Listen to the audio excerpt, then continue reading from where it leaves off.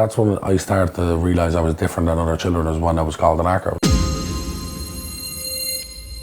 Well, to be honest with you, I've often been in situations where friends of mine are settled fellas, and I'd meet their friends that they'd know years or whatever, and we'd all be just sitting down in a pub, drinking Guinness, having sing-song as Irishmen, right? I'm not a traveller, they're not settled people as Irishmen.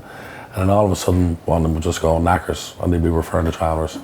And straight away, I just get a little, in my heart, just my heart beats a bit, and I just get nervous and ashamed straight away. I just feel like I've been stripped back, you know?